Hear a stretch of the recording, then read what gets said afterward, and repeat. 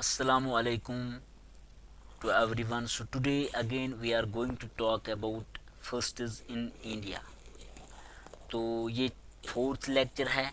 आज हम स्टार्ट करेंगे सिक्योरिटी के जो चीफ्स बने इंडिया में, यानी कि एयर चीफ, नेवल चीफ और इसके साथ साथ मिलिट्री चीफ. यहाँ से हम स्टार्ट करेंगे.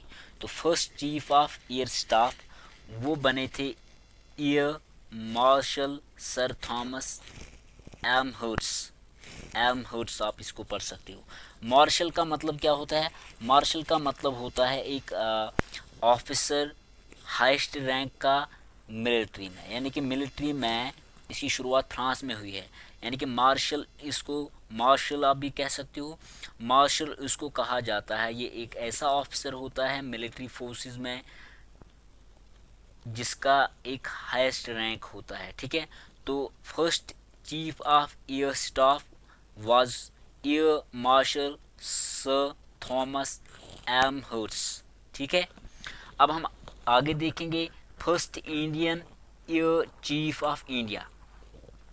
फर्स्ट इंडियन यानी कि अभी यहाँ पे मैंने जो कहा first chief of air staff, ये बने थे लेकिन ये इंडिया के नहीं थे. लेकिन इंडियन ऑरिजिन का जो पहला एयर चीफ ऑफ इंडिया बना, ठीक है, वो था एयर मार्शल सब रोटो मुखर्जी, एस मुखर्जी, आप शॉर्ट में याद रखोगे. फर्स्ट इंडियन यानी कि इससे पहले जो first chief of air staff मैंने आपको कहा, यानी कि एयर स्टाफ का, यानी कि पूरे जो स्टाफ था, ठीक है, यानी कि एक डिपार्टमेंट का जो चीफ बना वो बना एयर मार्शल सर थॉमस एमहर्ट्स. लेकिन first Indian air chief of India यानी कि एयर जो एयर चीफ है, यानी कि एयर फोर्सेस का जो पहला चीफ बना, स्टाफ का नहीं, यानी कि एयर चीफ जो बना, पहला चीफ जो बना, उसका नाम था इंडियन का, वो था एयर मार्शल एस मुखर्जी. आप शॉर्ट में याद रखोगे. ठीक है. तो यहाँ पे आगे देखेंगे. अब है यहाँ पे first chief of army staff, यानी कि आर्मी चीफ, यानी कि first chief of army staff. Army staff का पहला चीफ कौन बना? वो बने थे जनरल महाराजा श्री राजेंद्र सिंह जी जडेजा. ठीक है. आप ऐसे याद रखोगे राजेंद्र सिंह जी जो थे ये पहले first chief of army staff कहलाए जाते हैं. अब आगे देखेंगे first chief of naval staff of India. Naval means related to navigation, ocean. First जो नेवल फोर्सेस होता है, तो first chief of naval staff of India वो थे vice admiral R D Kataria. ठीक है. Vice admiral R D Kataria. Admiral किसको कहा जाता है? वाइस एडमिरल किसको कहा जाता है? वाइस एडमिरल उसको कहा जाता है जिसके 3 स्टार्स होते हैं. ठीक है. तीन स्टार जिसको होते हैं. लेकिन इससे आगे जो आते हैं जिनके 1 या 2 होते हैं, ठीक है, तो उसमें जो एक या उसको हम एडमिरल कहते हैं. ठीक है. आपने याद रखना है कि first chief of naval staff of India basically are D Kataria, इससे पहले वाइस एडमिरल होते हैं. ठीक है. बाद में उसको एडमिरल बनाया जाता है. तो first chief of naval staff of India यानी कि ये इसको पहला चीफ बनाया जाता है. पहले ये वाइस एडमिरल थे आर डी कटारिया साहब, लेकिन बाद में इसको बनाया गया first chief of naval staff of India. अब आगे देखेंगे. अब है यहाँ पे first large scale atomic reactor of India, यानी कि इंडिया का पहला एटॉमिक रिएक्टर या एटॉमिक न्यूक्लियर रिएक्टर कब बना या उसका नाम क्या था? वो बना 1956 में, उसको बनाया गया और इसका नाम था अप्सरा. ठीक है. एटॉमिक रिएक्टर क्या होता है? एटॉमिक रिएक्टर में हम या एटॉमिक न्यूक्लियर प्रोजेक्ट, इसको हम एटॉमिक न्यूक्लियर रिएक्टर भी कहते हैं या एटॉमिक रिएक्टर भी कहते हैं. यहाँ पे हम कंट्रोल करते हैं फिजन एंड फ्यूजन रिएक्शन को. ठीक है.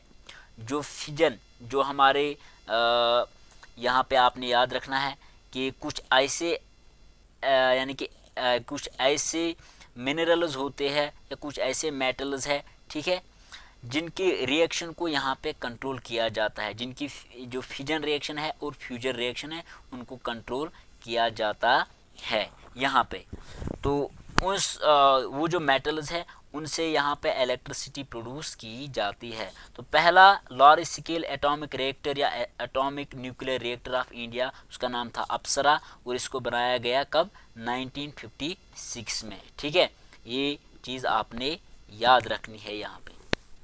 अब यहाँ पे यानी कि आपको पता होगा जो यूरेनियम है, ठीक है, यूरेनियम को यहाँ पे कंट्रोल किया जाता है, यूरेनियम। अब थोड़ा मैं यहाँ पे आपको बोलूँगा फिजन रिएक्शन क्या होती है।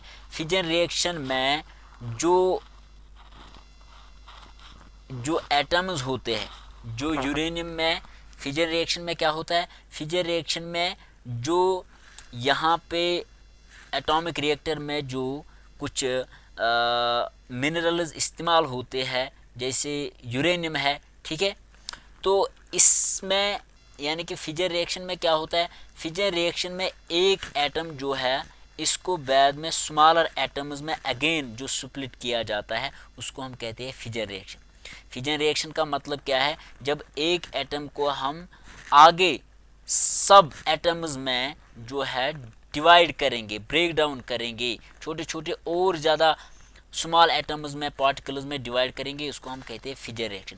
फ्यूजन रिएक्शन का मतलब है जब हम बहुत सारे एटम्स को आपस में मिलाएंगे और उनसे एनर्जी क्या करेंगे, प्रोड्यूस करेंगे, उसको हम कहते हैं फ्यूजन रिएक्शन, ठीक है।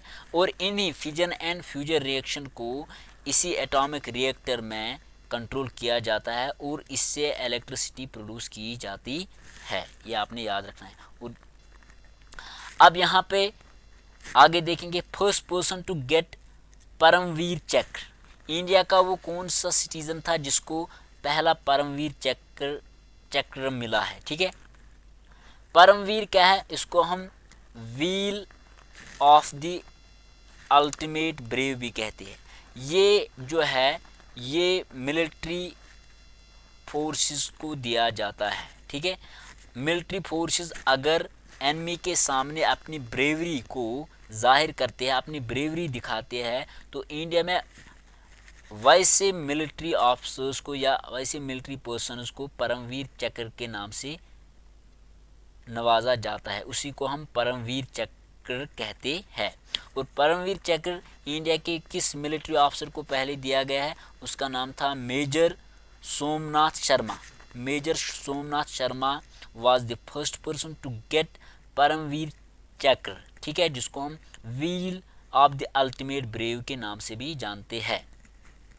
अब है आगे, first nuclear submarine of India, India की पहली सबमरीन, न्यूक्लियर सबमरीन कब बनाई गई और उसका नाम क्या था, उसका नाम था INS चक्र।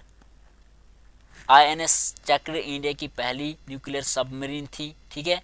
और अब यहाँ पे थोड़ा मैं बोलूँगा सबमरीन क्या, सबमरीन एक वाटर क्राफ्ट होता है, ठीक है, एक वाटर क्राफ्ट होता है और इसको समंदर में ऑपरेशंस के लिए या एनिमी के ख़िलाफ़ इस्तेमाल किया जाता है। लेकिन ये न्यूक्लियर यहाँ पे जो है ये पहली इंडिया की INS के चक्र इंडिया की पहली सबमरीन थी, यानी कि वाटर क्राफ्ट था जो न्यूक्लियर एनर्जी से, यानी कि न्यूक्लियर एनर्जी के मदद से, न्यूक्लियर एनर्जी से जो इलेक्ट्रिसिटी प्रोड्यूस की जाती थी उससे यहाँ इसको जो है चलाया जाता था या यूज़ किया जाता था। तो first nuclear submarine of India INS के चक्र।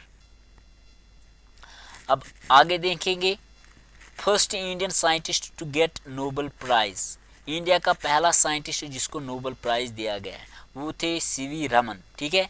ये फिज़िक्स में इनको दिया गया था। बेसिकली इसने एक लॉ दिया, किसमें, इसने एक लॉ दिया फिज़िक्स में जिसका नाम है रमन इफ़ेक्ट, ठीक है, रमन इफ़ेक्ट।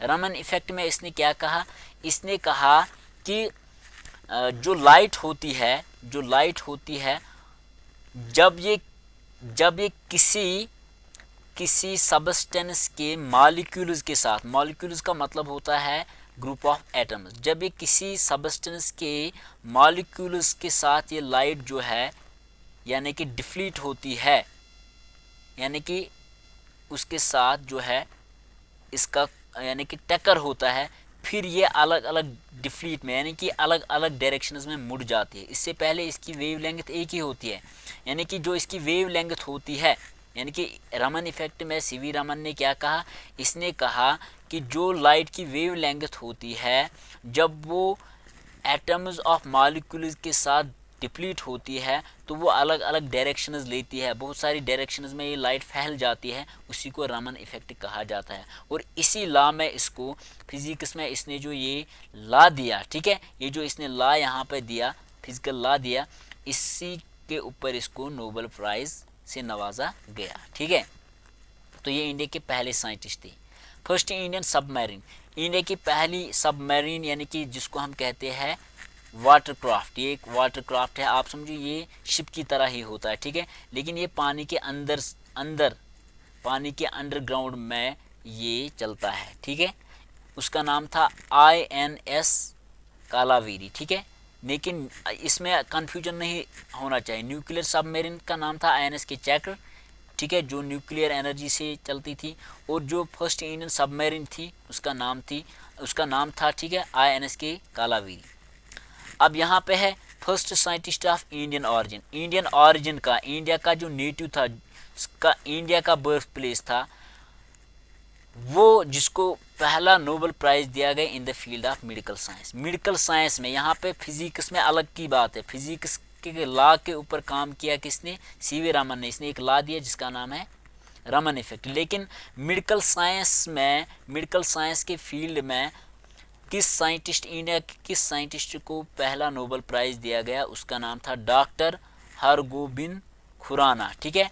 तो doctor Hargobind Khurana was the India's first medical science, ठीक है, जिसको जो है यहाँ पे to get Nobel prize in the field of medical science. तो आप इसमें ये याद रखोगे यहाँ तक फर्स्ट।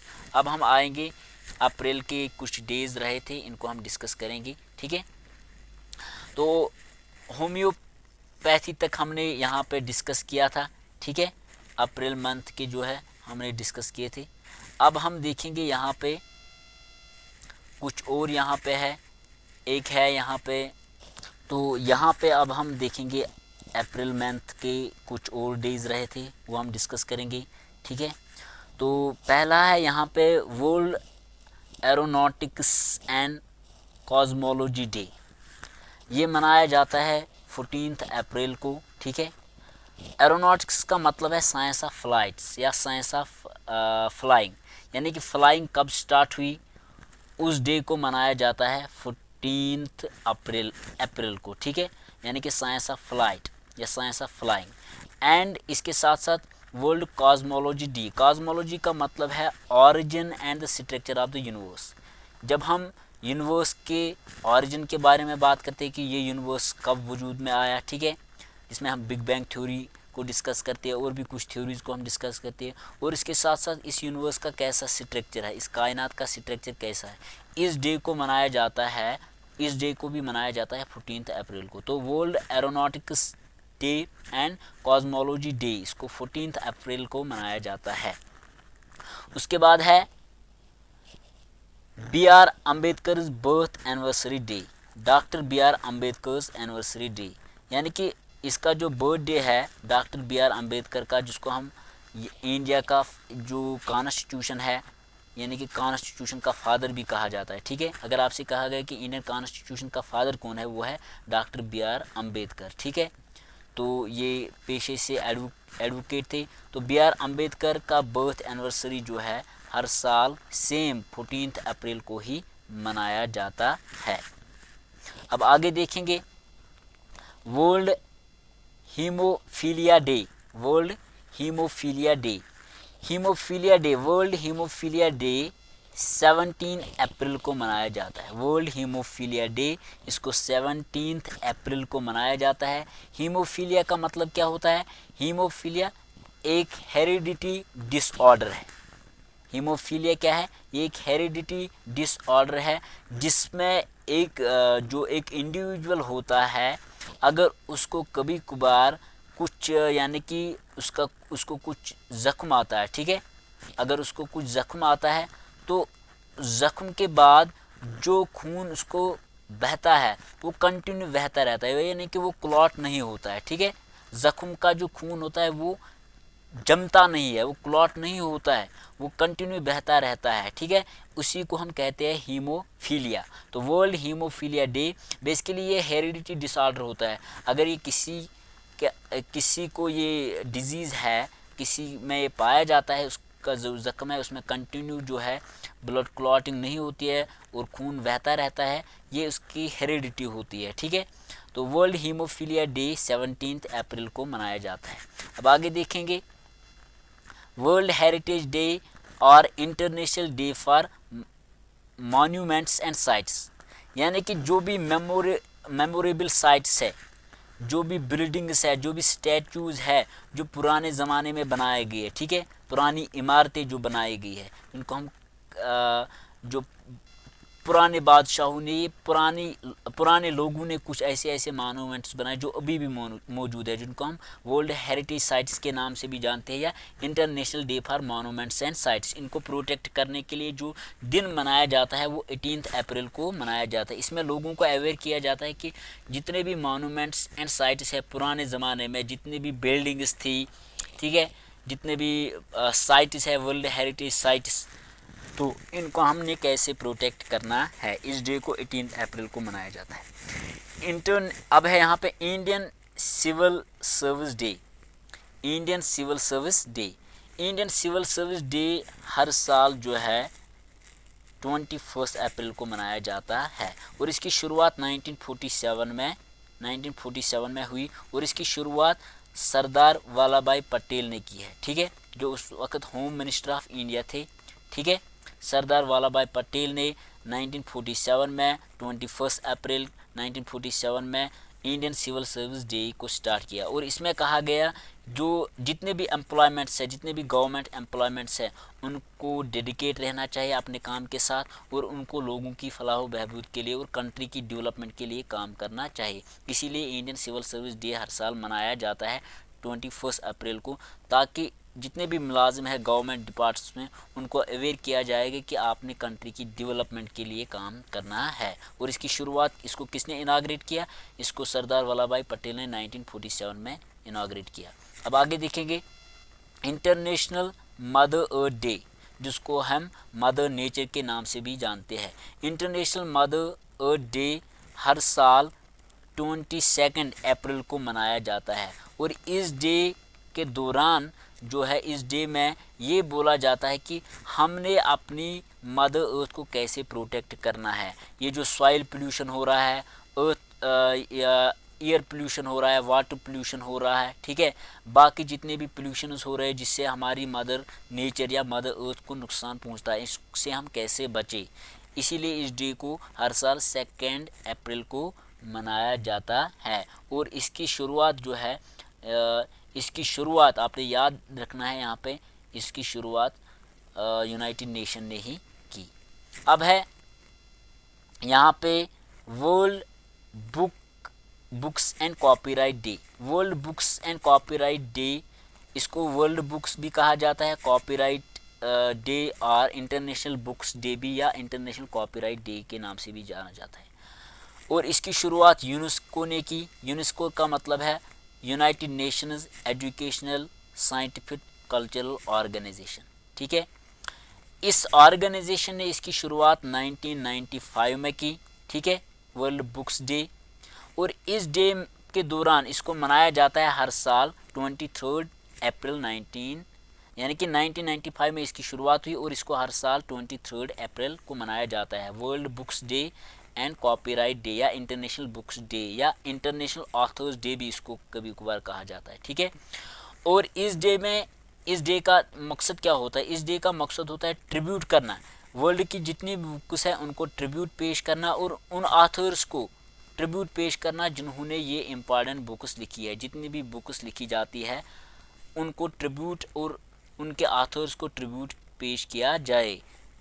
इसकी शुरुआत यूनेस्को ने की, कब की, 1995 में, और हर साल ये 23 अप्रैल को मनाया जाता है। अब है इंडिया में पंचायती दिवस या पंचायती राज डे कब मनाया जाता है। ये हर साल 24 अप्रैल को मनाया जाता है। इसकी शुरुआत 2010 में, ठीक है, फॉर्मर प्राइम मिनिस्टर थे मनमोहन सिंह, ठीक है, उसने इस डे की शुरुआत की 2010 में 24 अप्रैल को। इसने कहा कि पंचायती राज डे हमने मनाना चाहिए। इससे क्या हुआ, इस पंचायती राज से क्या हुआ, इससे डिसेंट्रलाइजेशन ऑफ पावर हुआ। यानी कि इससे पहले खाली पावर था, शेयर होता था, पावर शेयरिंग होती थी between centre and state. Centre कुछ पावर स्टेट्स को देता था, इनके पास पावर था। लेकिन जब से पंचायती राज दिवस मनाया गया, ठीक है, अब यहाँ से पावर जो है वो, यानी कि पंचायत में जो पंचायती गवर्नमेंट होती है रूरल एरियाज़ में, ठीक है, या म्यूनसिपैलिटीज़ में, इसको हम लोकल गवर्नमेंट के नाम से भी जानते हैं, इनके यहाँ तक पावर पहुँचा। इसी को हम कहते हैं डिसेंट्रलाइजेशन ऑफ पावर।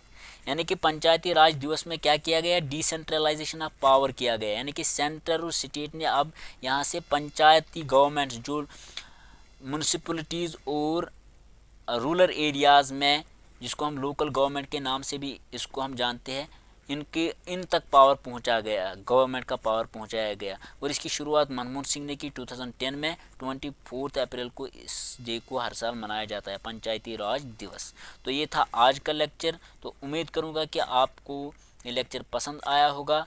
तो चैनल को ज़्यादा से ज़्यादा शेयर करें और सब्सक्राइब करें।